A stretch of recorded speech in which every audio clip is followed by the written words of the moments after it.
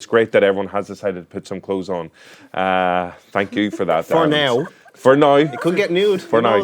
Stay tuned. Will everybody get naked? I don't know. Probably not for legal reasons. Greetings, movie fans. Welcome to the Big Reviewski with Omniplex Cinemas and my Omnipass. My name is Eoghan Doherty and I'm slightly terrified this week because just before the show started, there were 3 flashes of lightning outside, and out of those 3 flashes of lightning, 3 people turned up absolutely starkers, completely naked, possibly here to bring about the destruction of the human race. It's Justine Stafford, Rory Cashin and Palmer. Okay. Didn't know where that one was going. Didn't know where that was going to go. I mean, why did you stay staring at us?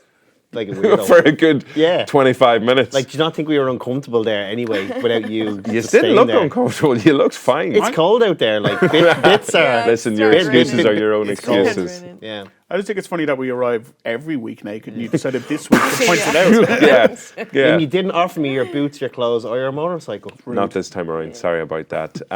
It is, of course, a Terminator Special this week. We have the big man on the show, Palmer. How would you stomp it over it? The TP. It is, of course. Not like the T1800. The TP just sounds really bad. Like the TP? Like toilet paper. Yeah, TP. Terminator Paul. Yeah, Terminator Paul. Terminator Paul. TE. It is, of course, the Governator, the Arnie, the Schwarzenegger, Arnold Schwarzenegger, basically, is on the show, along with Linda Hamilton, Sarah Connor.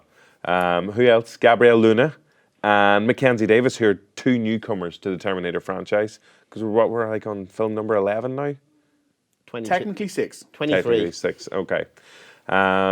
If you go into the future, where Skynet have taken over, there are way more Terminator films there. So that's what I was thinking. A lot of biographies.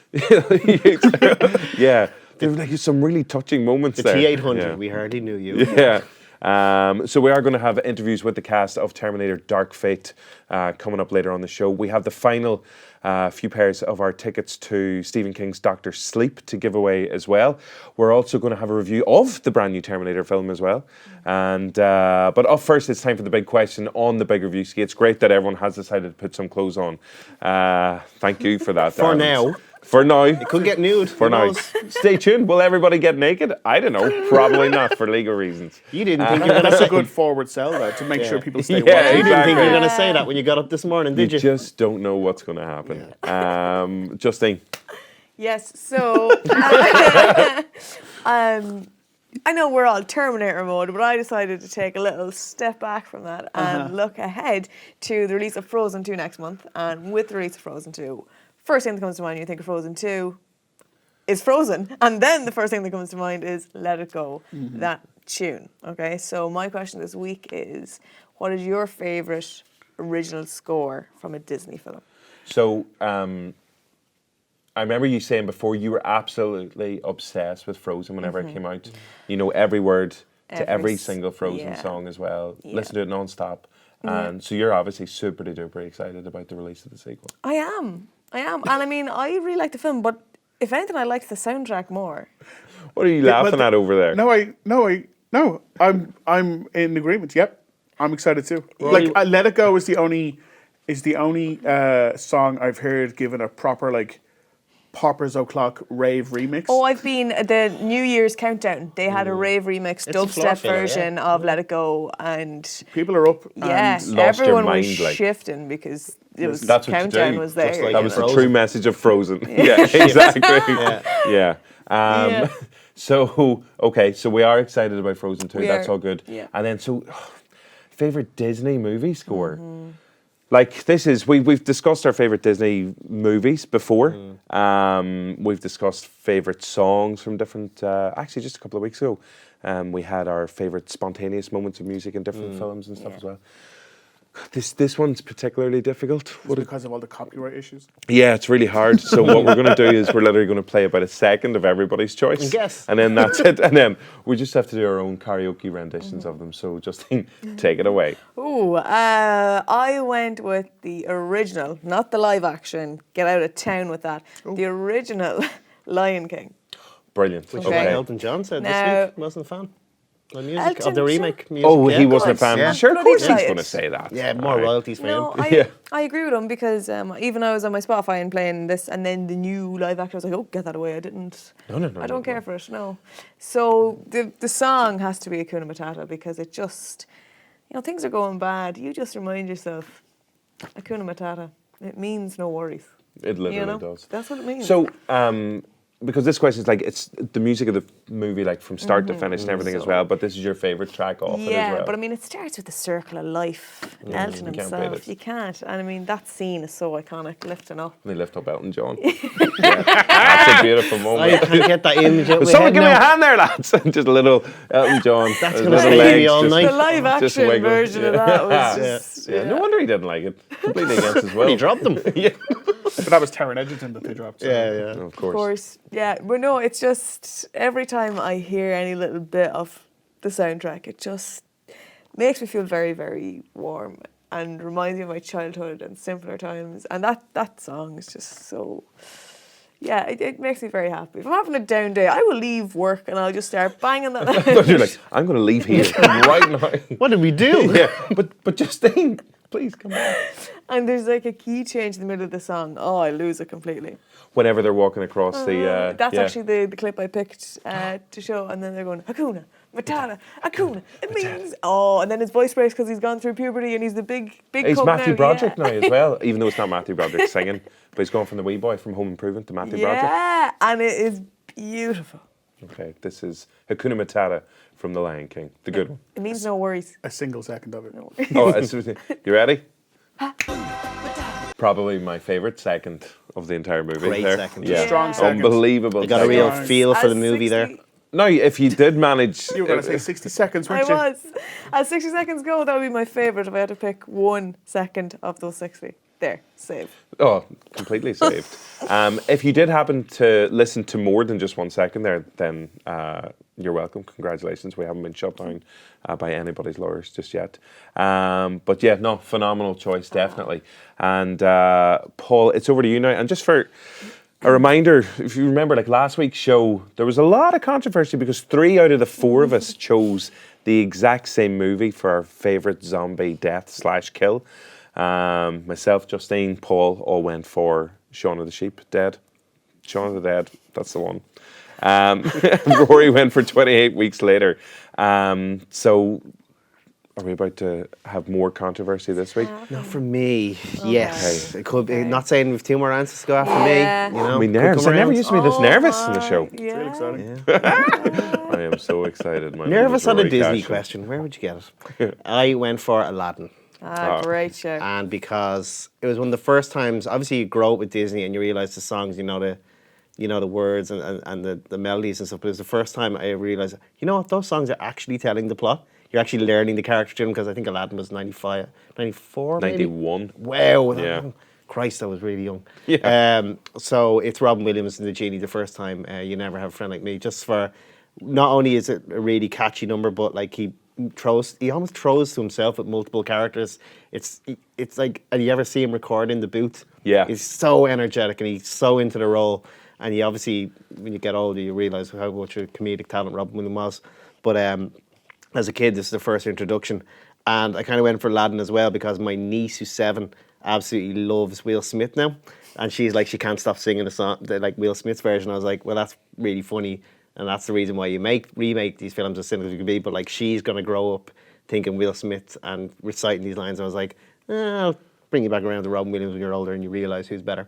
But no, I love the really, really good score as well. You've got like a whole new world and one jump ahead. 1 step ahead or 1 jump ahead?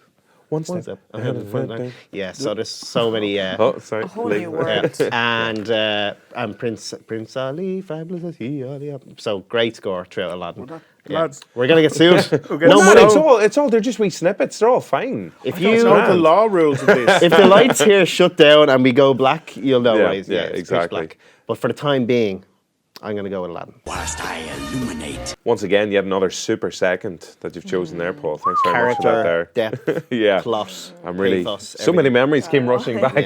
Yeah. Yeah. No, as you said, what was brilliant about that movie and Robin Williams doing the performances of all the songs for the Genie, just that they worked around him in terms of all of his ad-libbing and improvisation and everything as well. So when he did throw to himself while it was in the song, and then they just work all the animation off, like the different characters that he came up with and stuff as well. He does have that childlike energy. You would be, he's just infectious, you know, like Yeah. it's perfect for the role. Yeah. No, Aladdin, super. Absolutely love that movie. Quality choice. Rory Cashin. What did you go for? See, now I could have picked either. Lion King or Aladdin. Yeah. But did you? No, I didn't. Sure didn't.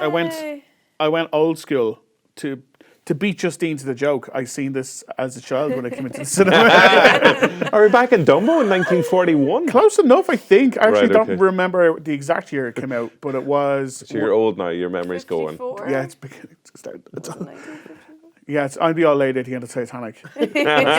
No, it's 101 Dalmatians. What? And it's the Cruella de Vil song. Great tune. Because it's such a fantastic, like he's a songwriter, I think, in the movie. That's right, yeah. And he ends up writing this song about like Cruella de Vil, and it's super catchy, but it gets across the evil that she is, and it gets across like their kind of playful relationship, the husband and wife. But my favorite bit of it is she tells me like, go upstairs and be quiet because Cruella's coming in. So he's upstairs and he starts like banging on the floor as he's still continuing to play the piano. I'm like, I can relate to that guy. Like she's like, shh, she's coming in, and I'm like, okay, I'll be quiet. Yeah, it's such a great villain song, I think. And it's old school. And look how, yeah. This gives me feels. Seeing that footage of like animation there. The I'm animation like, looks oh my unbelievable. It's gorgeous. Like, real that it's French so, kind of, yeah. Like, Yeah. Oh, it's so classic. Impressionist. Yeah, I was in the middle of a sentence there and I just stopped completely what I was thinking. I was like, oh, like Because we're overtaken I was by the just going to emotion. watch the film. Trust you to go for a villain song as well. A sexy villain song. Sexy villain song. Cruella de Vil, she's kind of sexy. Rory is always on brand, isn't he? Nothing if not Do you know sexy all the what? time. This is like with Idris Elba's coat. Wasn't the whole thing that he kind of had a Cruella de Vil coat when you picked that song? Right, of course. Oh my. Yeah. There's a bit of a thing going on here. Okay, while we delve deep about into this. Rory's psychological state I don't want to of go mind. there. No. Nobody wants to go there. Here's 1 second of the Cruella de Vil song from 101 Dalmatians. Cruella. What do you think of Dalmatians? I'm a big fan. Yeah. I don't know. They're They're nice to look at. Yeah. Aren't they like not friendly? What? I heard they weren't friendly. I suppose like you're bound to find 1 or 2 friendly ones out of 101. Like Chances, well, Yes, statistics are there. they sure are. And they make a good coat. numbers expert. Of course, That's my always at the thing. high syllable accountant. Absolutely. Do you know You about don't statistics? see a lot of them. No, I never not too spotted many. one. You don't. But then when you do, it's like seeing a, No. A unicorn. Did you hear this? No. I never spotted one. That's good. It's all right. I like it. Nah, come on, Okay. Mark that. That's good. Your card's upside down. I'm going to lose this in about 5 seconds, I guarantee. I liked it. I thought it was really good. I think I can tell what your answer is going to be. Oh, really? Beale yeah. Street. Oh, okay. Well, hold on a wee second. So we've had Beale Street. Yeah. Beale Street. Oh, yeah, the music. Yeah, the from music that Is makes that you sad, Disney? yeah. Disney Yeah. animation film? Yeah, Beale Street. Oh no, I'm just going to cry again. So we've had The Lion King, Aladdin, and 101 Dalmatians. Sexy. All super Sexy choices. There's a 101 What Dalmatians. Now, Please, now, that's, come on. That's not what I said. Stop that, carry on. That makes it sound like I think the dogs are sexy. What are you to know, for everybody who didn't hear that, Alan, our sound man, is laughing a lot at the sexy Dalmatian joke. It's pretty good. What were you going to say then? You've definitely picked one. I can tell from your you are an open We book. just need to spend less time with each other. Open book, is that one of the songs from Frozen as well? Anyway. Love is an open door. Love is an open- door. It can be if Love you is want an it to be. open I don't know. Could be in Frozen too. Yeah, who knows? Okay, so okay, maybe you're right, maybe you're wrong. Well, I know it wasn't my one. I feel It's not it was, 101 it's definitely one of Dalmatians. these. It was two. Aladdin, is my guess. So I chose Pearly. Aladdin for like my favorite Disney movie before, whenever we've had that previously. But for my soundtrack, I went, "One Yeah.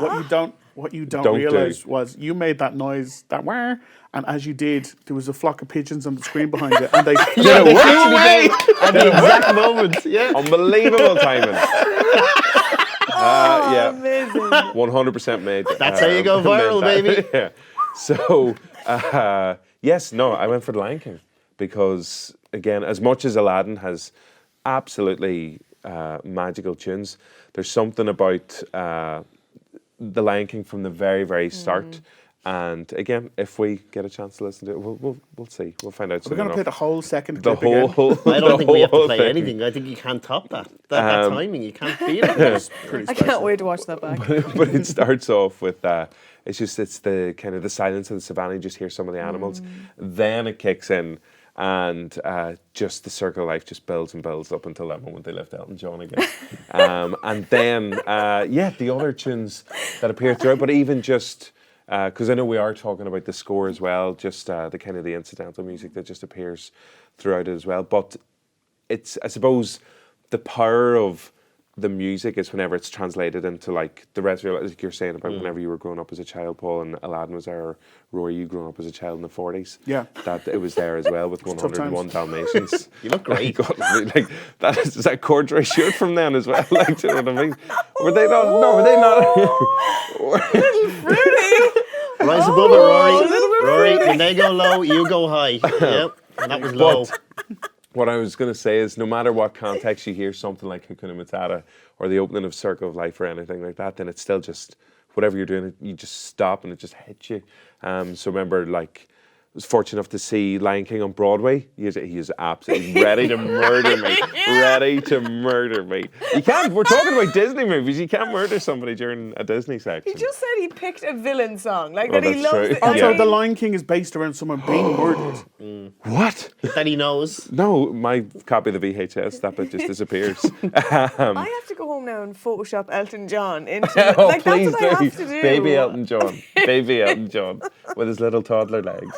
But yeah, so fortunate enough to see it on Broadway, and again when the music kicks in live, or even there was a viral video of the cast singing it on on the subway in New York as well and stuff. It's just every version of it, you're just like, oh, this is phenomenal. So and yeah, as you said, just really you just go back to that like warm, fuzzy, happy place whenever it happens. So let's see if we're able to have a wee listen here now. What a tune. For the record, I actually really like Rory Cashin's shirt today. I do. It was a solid 1,000 milliseconds of. That's what a millisecond is, isn't it? 1,000th of a second. No? Maths expert? Yeah. All I know is while we were talking, that the lads just beat the hell out of each other while that was playing. It's a They strong sorted second. it out. It's To Yeah. the We've got a lot sound of The Lion King, it was beautiful. In Yeah. sync. Yeah. Oh, Poetic. yeah. I was Mufasa. Rory's the villain. He's Scar. He went for it. But no, I do actually like the shirt, just for what it's worth. Because I know your mum at Mrs. Cashin, you picked out a lovely shirt for Rory to wear. Double down. Oh my. Now it's time for the big trader on the Big Reviewski. Oh, do like get in touch as well. At you Big still talking Reviewski to my on mum? Instagram. Mrs. Cashin, please do get in touch. But yeah, don't forget to subscribe to the show, leave reviews, all that crack as well. But do let us know your favourite Disney movie score as well, and we'll put them in a really safe place. Now it's time for the big trailer on the Big Reviewski, and for this week's big trailer, it's over to Paul Moore. Right. Thank you. You're welcome. I don't know how like ideas for films are pitched. I presume studio executives go in and say, okay, we need a tempo, we need this, and this. But for Jungle, That's exactly yeah, it. yeah, That's pretty much, it. yeah. That's the process. For Jungle Cruise, they've got the two most, I would say, either charismatic and likable people in Hollywood. They're up there. Yeah. Definitely. Dwayne "The Rock" Johnson, star of Emily. cinematic classics like Rampage, Yes. And my heart. winner of 74 Oscars. Justine Mr. Stafford. 2019. AKA, I think he is the most bankable actor in Hollywood right now, or Yeah, one I of the did. makes the most money. You did say bankable. Bankable, yeah. Okay. He makes bank. You can't talk about Justine's husband like that. You hear what you want to hear. Yeah, All right. yeah. Absolutely. Gonna make that bank. Emily Blunt. Who does not? If anyone doesn't love Emily Blunt, you don't want to talk to that person. Get out. I've got problems because she's married to my man. You can't have all these Hold men. on, you can't Justine. have Ryan Reynolds and The Rock and Bo I Burnham, would. Tommy John Tiernan. Krasinski. You John can't have them Krasinski. all. Justine, you should have like looked down the lens when you said that as well.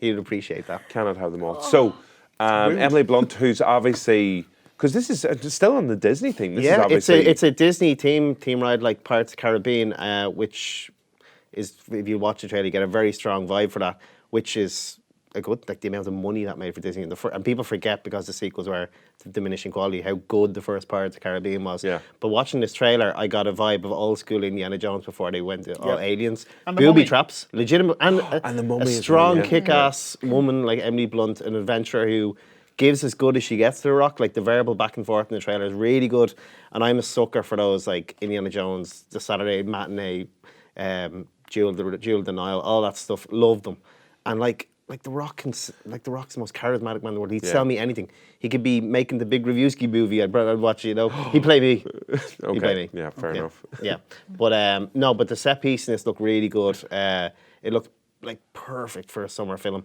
Yeah. which is why it's out on July 24th. But even the supporting cast, Jesse Plemons, He has always to be good. the bad guy. Yeah, Excellent, has to yeah. be. Paul Giamatti, He has to be the bad guy. yeah, in it, two good, yeah. father and son, bad guy. Yeah. But no, as much as the effects look great in the trailer, I like the fact that the script seems like they kind of like hate each other, kind of back and forth, like the Marion Ravenwood indie vibe kind of going on there, and like it's The Rock. Like I don't need anything else, but it looks really good. Emily. And Emily, yeah, Yeah. it's gonna make bank. So, Bank, I said. I know. so this is a wee sneak peek at Jungle Cruise. We're headed upriver to Lagrimas de Cristal. We must secure our travel. Come on. Hello? Not a good time. My brother and I are looking for passage upriver. Please go away. I have a lot of money. If you believe in legends, you should believe in curses, too. You're gonna beg me to turn back. Well, I look forward to disappointing you. 10,000 to bring you there alive. Dead, it's 15,000. Why should I pay more dead? Dead, I'd have to carry you. Dead's a lot harder, lady. So Emily Blunt is obviously Disney's go-to lady at the moment, because she was brilliant in Mary Poppins Returns as well. And this looks like another kind of adventure where she's, in this one, seems like a bit of a goofy version of herself as well. She throws herself into the physical comedy anyway. Yeah, yeah. And if anyone can do it brilliantly, like it is Emily Blunt as well. And just shows her range, like what a phenomenal actor she is as well. Obviously from A Quiet Place last year as well, and then into something like this. Edge of and Tomorrow, Mary she's great Poppins. in action. She's done it before. Yeah, She's brilliant. yeah, exactly. But like we know that she's unbelievably funny as well. Even like her wee cameo in the Muppets movie as well is very cool. The one thing that's interesting about The Rock and something like this, it's like, because it is a period piece as well, from whatever particular region of time it is. Like it's Yeah, but early like, 20th century. Yeah, so like The Rock, no one ever questions that he is this giant man, this human like power lifter that like no one else is like, what's a gym? Because normally like the gym boys and those ones are like, you know, the big moustache and like they're in the wee bathing suits and like they're on like the penny fardens. No, not The Rock. Look at the size of him. You don't know that. Well, Could it's true. be. Yeah. Yeah, But he's rocking that steamer hat. as yeah, well. it is a good hat look as well. Like a Ben and Jerry's employee with the stripy suit. But I'm not going to say it because it's The Rock. He can wear whatever he It wants. certainly can. As you said, Paul, number of people have been pointing out, The Rock loves the jungle. Big fan. Cannot get enough of I it. suppose it's good for like filming. You've great weather. Everyone's in good. Like that's probably Deadly why. snakes. I think I know why. I think it's because he's sweating all the time. Like just standing Anyway, in still, life- he's just Yeah, like so always that's- sweating. So if you put him in the jungle, then he has an excuse to be Sweaty. a big sweaty mess. Yeah. So- And everyone else is sweating as well. Yeah. It's like the Reviewski. Just Yes. flat out sweating non-stop. Yeah. Working out. So, because he's got Welcome to the Jungle, Yeah, the Rock, yeah. Jumanji, 2 Jumanjis. Jumanji the next When level as Danny well. DeVito is The Rock and The Rock is Danny DeVito. Oh, It's going to heaven. be the cinematic highlight of the year. Jungle Cruise as well. What else? There were some other ones as well. He was in, Journey 2. yes. Rampage had bits in the jungle, the wildlife It did. thing Yeah. he was in there. Yeah. So he's clearly a big fan. So that's Jungle Cruise. It's coming out when? Next July? That is out July 24th. It is the perfect summer film, it looks like. I'm on board. Okay. Yeah? Booby traps. I mean, it's a boat one. So, Yeah. Okay, sweet. Happy Making days. waves of them. Okay. That's Jungle I Cruise lost out it. next Yeah, year. that lasted longer. That lasted longer. Last- Sometimes it's about knowing when Shut you're them. When to not go back for the Yeah. joke. Yeah. It's a learning curve. Oh. Episode 41. I was going to say now's the time, or now's the moment everybody's been waiting for, but that would be the end of the show. Now's the time where we get on to the big interview. And this week we have Arnold Schwarzenegger, star of Terminator Dark Fate, and Linda Hamilton, who's back as Sarah Connor, because she has been back since T2. T2. Yeah, they technically killed her off in T3, didn't they? She died off screen, yeah. Okay. Well, We'll she's figure out back. how to do it. So there you go. Rory, you had a chance to catch up with the stars of the film. Those two and Mackenzie Davis and Gabriel Luna. Yeah, like Terminator 2 are some of my favourite films of all time, and Linda Hamilton is up there with Sigourney Weaver for why I have such a love for strong women like Emily Blunt. Yeah. I think she's like carrying that torch Definitely. today. So yeah, like I will go into the plot of the movie and stuff in a bit, but like there's definitely some aspects of Dark Fate where you can tell the writers are trying to put in some political subtext, because there's a lot of the movie at the start anyway takes place in Mexico, and the Natalia, I've forgotten your surname. Reyes, thank you. She's kind of the new Sarah Connor, and Mackenzie Davis has been sent back to protect her from Gabriel Luna, who is the new evil Terminator. So it all takes place in Mexico, but they have to get to Texas for a specific plot point, which means them crossing Trump's border wall. Because it's set in the year 2022, I think. So there's that. Then there's a big thing. Is it called Trump's border wall? No, but it's okay, but it's there. It's very clear what it's meant to be. And then there's a lot of talk about why certain characters have so much access to guns, and you're like, well, it's America, and you're like, woo. And there's other stuff in there too, and I was like, there's a lot of political subtext added to the film. So I talked to Arnie and Linda. I was like, was that something that you all discussed as the film was being made? Like, it's not just stuff blowing up. There's some weight behind it. And this is what Arnie and Linda had to say about that. There was a few very interesting kind of nuggets throughout the film. Like, obviously, it's a fantastic action movie, but there was stuff that I was picking up on that I was like, that's interesting. Where obviously the border wall for one, the line about the room full of guns, and it's just like, well, it's Texas, and of course there's guns. Mm-hmm. And then you have a fantastic line where you're talking about how they're afraid of her womb and how it's a thing of power. There's some very interesting kind of subtext stuff going all the way through. Was that the discussion you had with the director and writer, where you wanted kind of more topical stuff in with the action? Well, we didn't really invent that. You know, that was the writers and Tim and Jim. But in terms of just making it a story that applies today, all of those elements were, very appreciated. We don't want something that just rings hollow and that's repetitive. We want something that speaks to today's audience. Yeah. I think that's Jim Cameron. I think that he's a very, very deep guy. He really, when he writes with depth.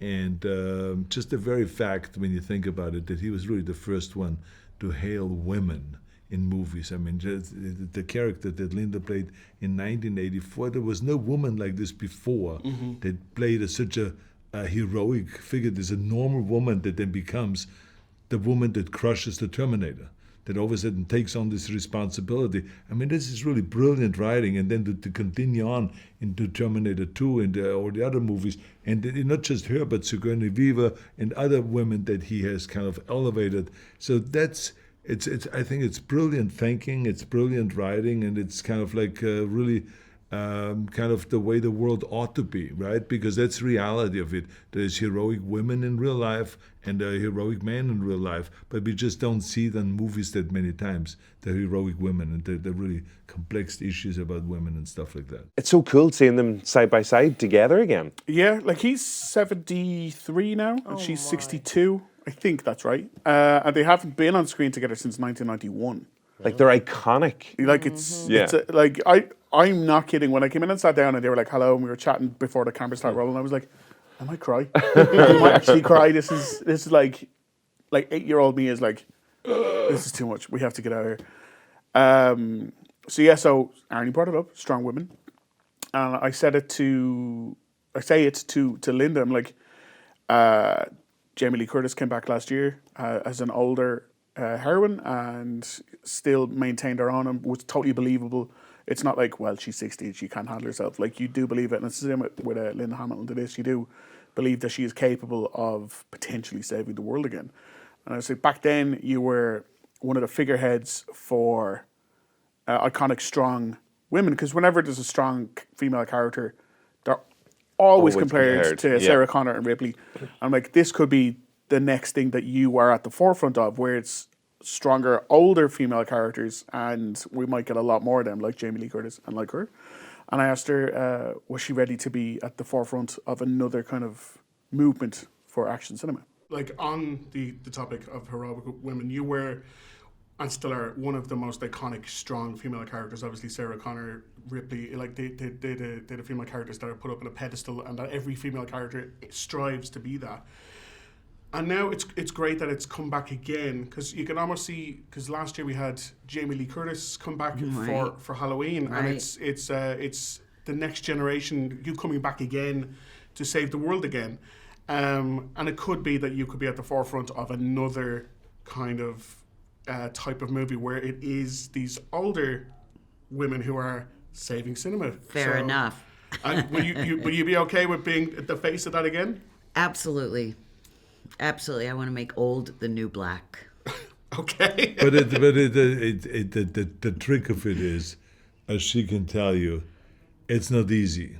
No. Because I mean, she outperformed herself. I mean, because she had to kind of step in and be an ass-kicking woman, and therefore you have to do the physicality. You have to be as good physically, and you have to be as quick with the guns, and you have to carry the guns are getting bigger and heavier all the time. So you have to deal with that issue. And so she did an extraordinary job, and only because she prepared for months and months for that role and for the physical aspect of it, she was able to pull it off and totally believable. So you can check out the rest of Rory's conversation with Arnie and Linda. They're up there on JOE and on YouTube as well, so do go and watch them. But they weren't the only stars of the show, because there's always some new, like a new generation of, Terminators basically coming through. Yeah, like Gabrielle is the new evil Terminator, and Mackenzie Davis she plays a human character who's been sent back to protect,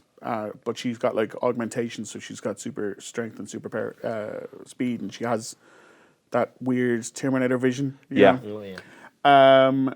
So we had a nice long chat too, but the one bit in particular that I did congratulate Mackenzie for is she swears really well in this movie. Okay. Like when she drops an F-bomb, like you feel it. Yeah. It's not just like when someone swears casually and you don't pay attention. Like when she says it, I was like, that could be a big question that will definitely need to get censored at some point. Definitely. It's like, what's your favorite swear in a movie? We'll get the bleep machine out for that one. But I asked her, just to give myself and Gabriel. Sorry, I keep calling him Gabrielle, or like Gabriel Luna. No, I thought that too, but it's Gabriel. Oh, that's another thing. Before the cameras rolled, Ireland and England are the only people who call him Arnie. What? Yeah. Why would in America, it's just Arnold. Why would they call Gabriel Luna Arnie? And in Japan, they call him Schwartzy. What? Schwartzy? That's actually much nicer. That's friendly. Bad. Schwartzy. Hey, Schwartzy. You wouldn't think he'd break your neck like that, Schwartzy. Little Schwartzy there. As we went in, I was like, is it like, do Arnold, Arnie? And she was like, oh, shame. He was like, well, you're the only people who call me Arnie. That's insane. Bonkers. So, factoid. Where was I? Gabriel. Gabriel. Gabriel. Yeah. Because he was actually, I think he was born in Texas. Right, so okay. It's the American pronunciation. Worker. So I asked Mackenzie to give the two of us a little swearing masterclass, how to drop the perfect F-bomb. This is probably going to be bleeped. Okay, so we do need our bleep machine, right? Now? I'll cover my ears. Yeah, for sake. And one thing I have to commend you on, you drop some fantastic F-bombs. Do I? This. Yeah, like there's one in the in the car chase when the engine starts to go and you just drop, you're just like, and I was like, that's a great. My that's favorite a one is great when they're one. at the back of the station wagon. Oh yeah. I won't say it because people haven't seen the Oh movie. no, you can say the swear word, I think. Oh well. Anyway, she just says, "I will you up," and I just I got hair just on end, just hair on my neck. I'm scared of Linda. I can't her up. But do you have? Can you give us a tip on how to swear? Look, how do you get there to swear well? Well, they taught us in theater school to really hold the F and then release it like a shotgun afterwards. So. Yeah. This is what I mean.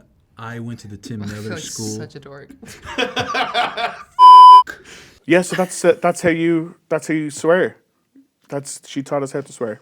It's good. I have noticed actually since you went and chatted him, your swearing has really moved up a notch. Yeah, it has. Oh lordy. When I was younger and my mum caught me swearing, she actually grabbed me by the cheeks, my tongue came out, and washed it with a bar of soap. She actually washed your tongue with a bar of soap. I got that threat, but your mother followed through. That's a different It didn't do it. She's I can't do it now. Don't want that soap in my mouth. I was about to curse there. So do you not curse anymore because your mommy did? That would definitely put me off cursing for life. Fiddle-dee-dee, of course I do. Fiddle-dee-dee. Fudge it. That's bad. That's the worst I'll go. You obviously talk to them about other stuff as well, apart from the cursing. Yeah, the movie. Yeah. But you can watch the rest of it. It's up on YouTube now. The two of them are really, really nice. And have some fun answers. And she spent a long time in Ireland, and we talk a bit about that too, because her next film after this was filmed here, and she's like, I want to move there. So perfect. Yeah, but we will talk about Terminator Dark Fate just for now. Why not? Let's do that first. So this one's pretending that Rise of the Machines, Salvation, and Genesis never happened. Didn't happen at all. No Emilia Clarke. No Emilia. No Nick Stahl. No. Was he John Connor? Christian Bale. Sam Worthington. He ain't there. The third one. Do you remember? Yeah. So James Cameron's back as he came up with the story. This is the first time he's been involved in Terminator since T2. Okay. So I was like, oh, okay. That's good. That's good news. Tim Miller's the director. He did Deadpool. That's good. They have Linda back. They have Arnie back. They have... They're all back. John Connor back. Eddie Furlong. And they have the new cast. And I was like, okay, all the pieces seem to be in place. They're back. This is hard to do. Just going to keep doing it. Just keep going. This is like heckling. You know what you wish? You wish you're like the T1000. You could just the knife through him there, just straight through me. Yeah, just right there. So we find out that yes, Sarah and John had successfully stopped Skynet from causing Judgment Day, but humanity being what it is, they will eventually just find another way to do it. So there's a new version of Skynet made by other people called Legion that will eventually, at a later date, just cause Judgment Day to happen again anyway. So we start with Mackenzie Davis sent back in time to protect, what was her name? Natalia? Reyes. In Mexico, and the other guy, the new evil Terminator, he's sent back to kill her. And there's a fantastic action set piece at the start where it's Mackenzie and I keep forgetting his name. Gabriel. Luna. I keep wanting to call him Diego. That's what I was thinking. Diego Sorry, Luna, that's what I just said. Yeah.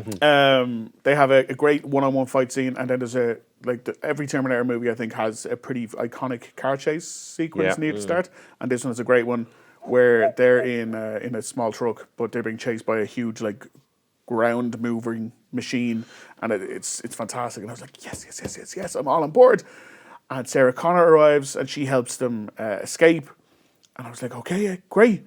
And then it screeches to a halt for nearly a solid hour. No. Where they're just like, here's the plot, here's what's happened, here's why. Lads, what are you doing? Here's why it's a little bit, I'm a sad lady and blah, blah, blah. Yeah. And you're just like, oh, Lord. And it is fun to spend time with Sarah Connor. I almost wish the whole film had just focused on her and not bothered with Mackenzie and Natalia. And had just been how she's had to survive in the years since she stopped it, but knowing it's going to come again anyway. It's well over an hour before Arnie rocks up, and I'm not going to spoil anything, but the way he is introduced to the film and the way they explain why he's in the film is terrible. Real bad. Okay. Really, really bad. And I was like, oh, James Cameron doesn't know what he's doing. That's a big swing Okay. and a big miss that you've made there. And just when I was like, I give up, there's a solid half hour of pretty good action at the end again. Okay. Where they've made I think it's set on like one of the biggest action rigs ever made. You can see it in the trailer where they're in a massive army plane. Oh yes, yeah. That's just the start. Okay. Of the kind of that final entire half hour. sequence, right? And it is well put together. But for a Terminator film, I shouldn't be having to wait over an hour to get to another, massive set piece. Yeah. So it starts great and ends pretty good, and then in the middle you're just like, oof. Yeah, I suppose with the first two, like the best two Terminator films to date, there's a certain relentlessness to them, and even though Arnie or Schwartzy is moving like relatively slowly, it's unstoppable. There's nothing you can do, so it just keeps that kind of movement. It's a horror film. It's a horror film. Yeah, Terminator's a horror film. yeah, and then in the second one, especially, you have someone like Edward Furlong playing John Connor, who's adds to it because it's about the relationship between the two of them as well. But it feels like with so many different new characters, like there's too much going on there in the story, or it's like you're just not as interested in it as it is like they had a good idea for how to continue Sarah Connor's story, but they couldn't quite. It's like they didn't have the confidence to just focus on that. To that, yeah. To go back to the Halloween 2018 remake, where they did focus, and there was new characters, but they were kind of peripheral. Yeah, and she was still the center of the story. Whereas this, it feels like Sarah Connor is not, like it's Mackenzie and it's Natalia, and to a lesser extent, not Diego.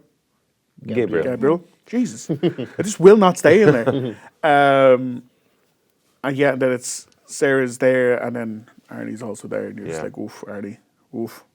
Okay, well, Terminator Dark Fate, not Dark Faith, as I was accidentally calling it before. That's a religious film. That's a religious film. So that's released this week. Like, obviously, every single Terminator fan is going to just go and see this movie anyway. But that's interesting that they're just choosing to ignore those last three or so. Three had like John Tomasto, I think, did that. Had a great chase with the fire. The fire truck was was amazing, fantastic, and I loved the massive bummer ending. Where it was like, oh shit. And I went in thinking I was going to hate Salvation because it was a Mac G directing it. Oh, that's right. And it had moments were really good. Like Anton Yelchin as Kyle Reese was amazing in that. He was perfect casting.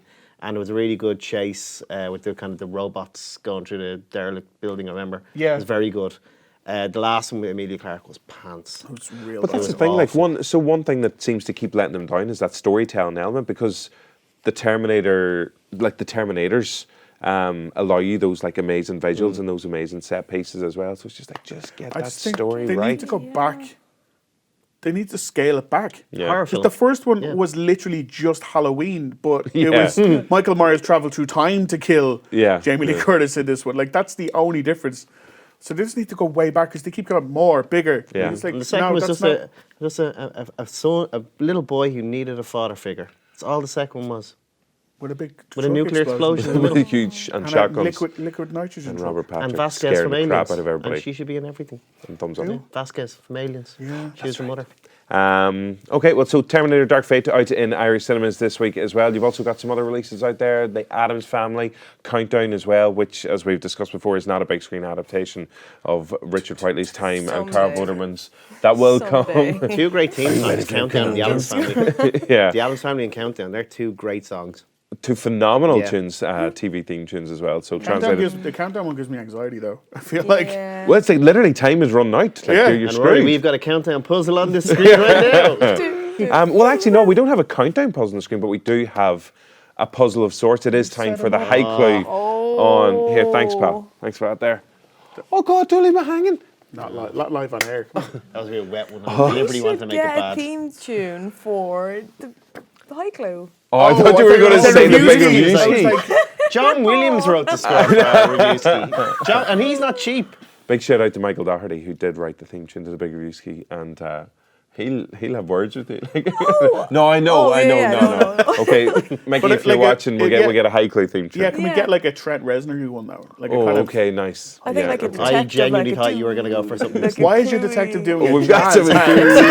I'm a detective. You're off the case. You keep giving your location away. I'm amazed. You're undercover. I'm the detective. I'm amazed he wanted Trent Reznor. I thought you wanted something really sexy, like a Paul Verhoeven I think Trent Reznor is. His music is sexy. Yeah, Totally. no, pretty much is. I was thinking more like Hustler soundtrack kind of vibe, Rory, but yeah. Yeah. I mean, whatever's going. We'll see what comes in. Yeah. Get your friend onto it.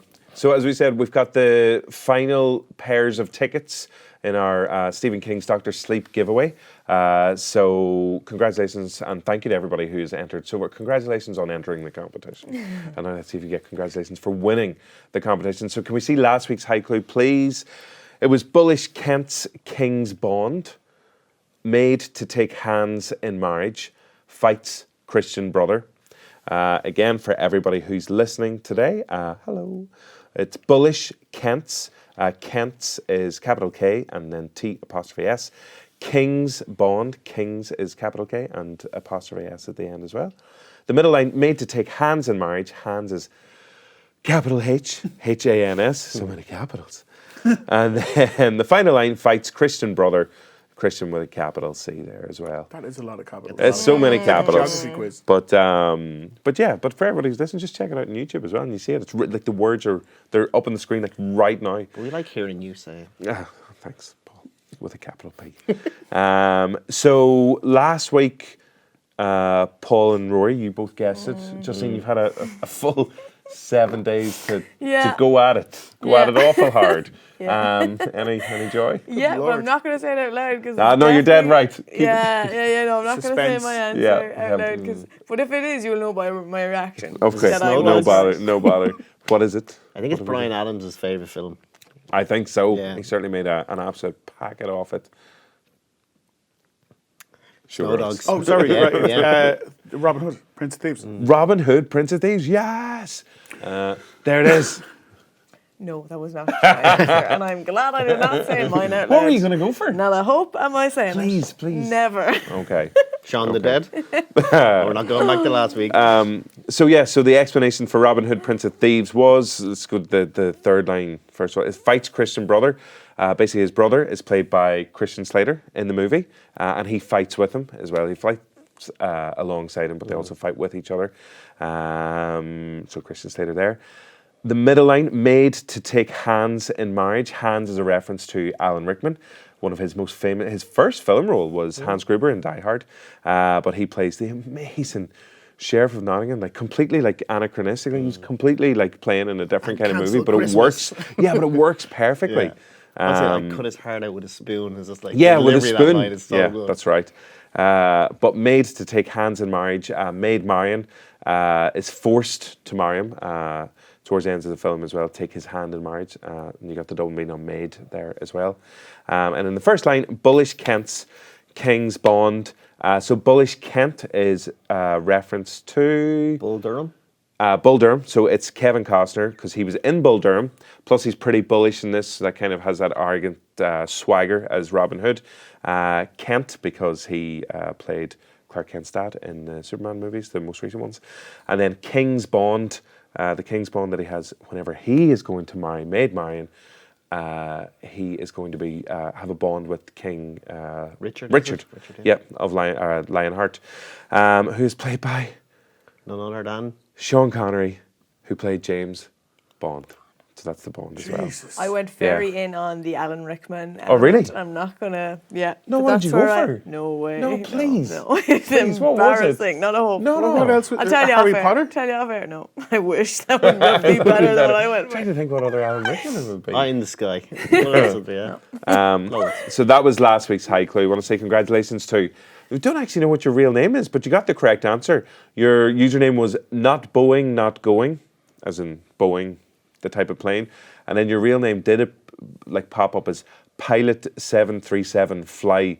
So someone is very obsessed with planes and trains and automobiles. Well, mainly the flying ones.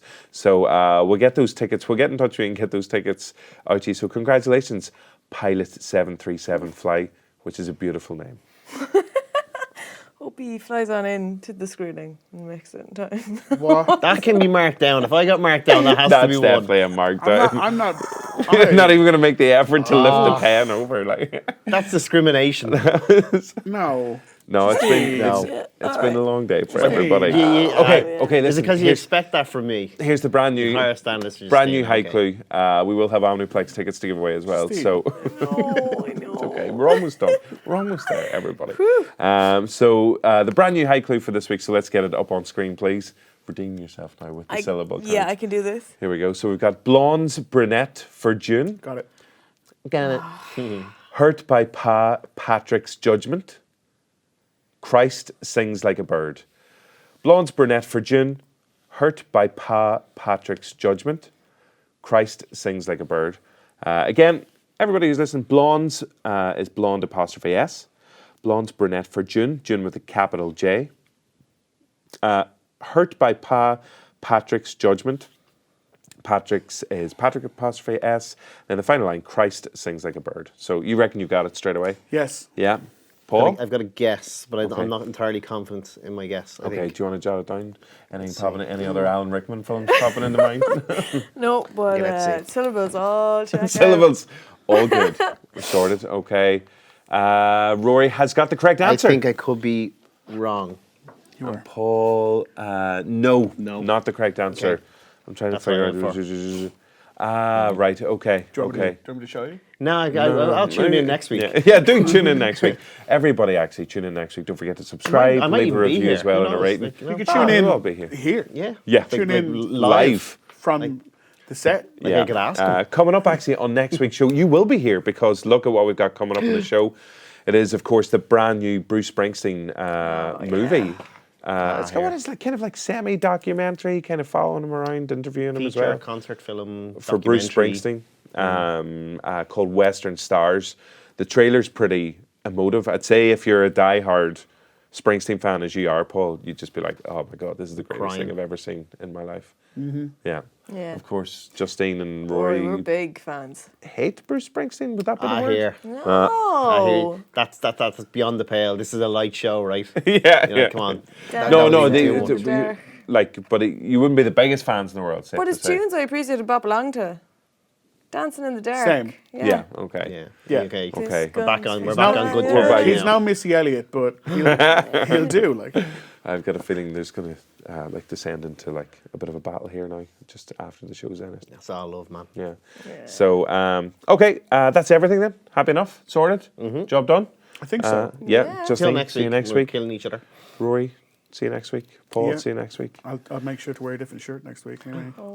Not make that Oh, mistake nice again. throwback. That was good. I like that one. Can I wear that shirt next week? Actually. No. Okay. Big thanks to Alan on sound and Fiona behind the scenes there as well. So, and thank you to everybody for watching and listening, and we'll see you next week. Bye bye. See you later.